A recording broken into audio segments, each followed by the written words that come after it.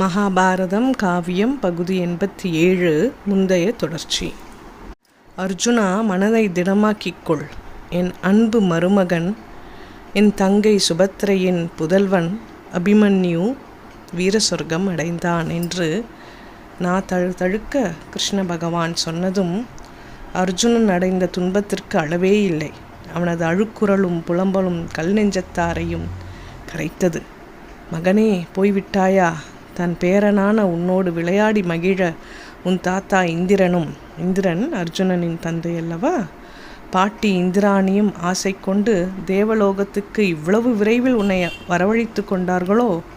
பாலகனே, துரோணர், creeper போன்ற வீராதி வீரர்களையெல்லாம் விரட்டியடித்து சிவபெருமானின் கொன்றை மாலையை ஜெயத்ரதன் உனக்கும் பீமனுக்கும் நடுவே வீசிய சமயத்தில் கூட தீரம் மாறாமல் போர் செய்தாயே.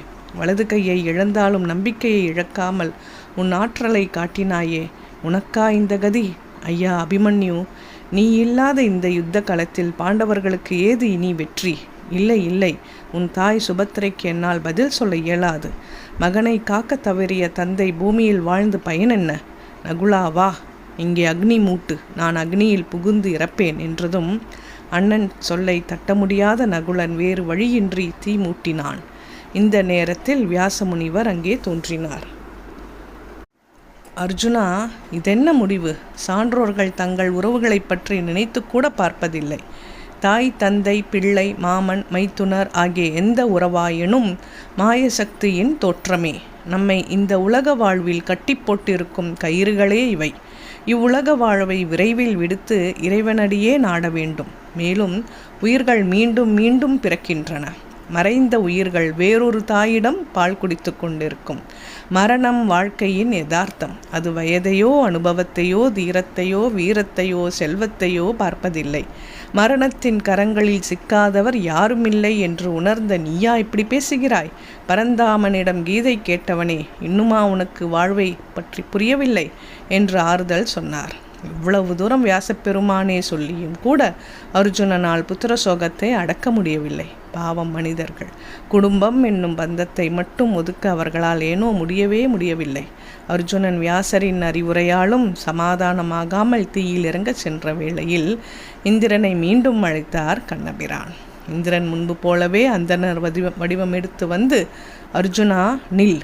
அன்றொரு நாள் நான் இதே போல புத்திர சோகத்தில் தவித்த வேளையில் எனக்கு புத்திமதி சொன்னாய். மேலும் உனக்கு இப்படி ஒரு நிலைமை ஏற்பட்டால் மரணத்தை தழுவுவதில்லை என்று உறுதியளித்தாய். இப்போது உன் உறுதிமொழியை மீறுவதன் மூலம் உனக்கு இழிவை தேடிக்கொள்ளப் போகிறாய். அப்படித்தானே என்றதும் அவன் சாகவும் முடியாமல் வாழவும் பிரியப்படாமல் பாலைவனத்தின் பயனற்ற பட்ட மரம் போல சாய்ந்தான்.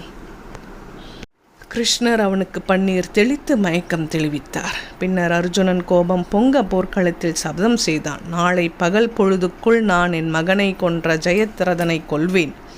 அவ்வாறு கொல்லாவிட்டால் அக்னியில் விழுந்து இறப்பேன் என்றான். இது கேட்டு தர்மர் அதிர்ந்தார்.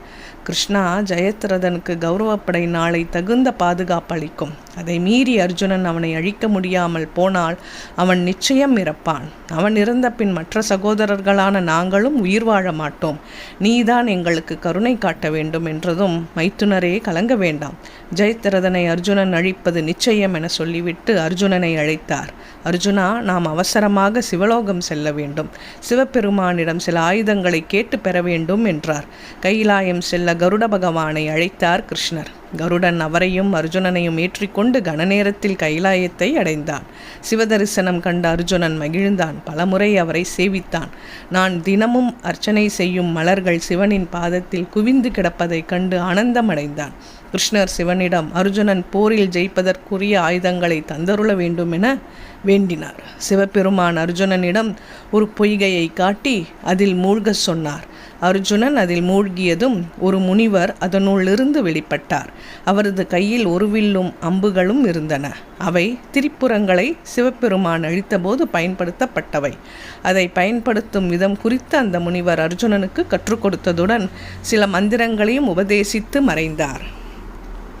பின்னர் சிவன் அர்ஜுனனிடம், மகனே, இந்த வில்லும் அம்பும் முனிவர் உபதேசித்த மந்திரங்களை உச்சரிக்கும் போது உன் கைக்கு வரும்.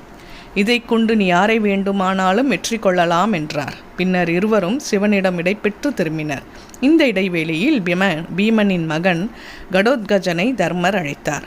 அவனிடம், மகனே, நீ துரியோதனனிடம் சென்று நாளை பகல் வேளைக்குள் ஜெயத்ரதன் கொல்லப்படாவிட்டால் அர்ஜுனன் அக்னியில் குதித்து மாழ்வதாக சபதம் எடுத்துள்ளதை சொல்லி வா.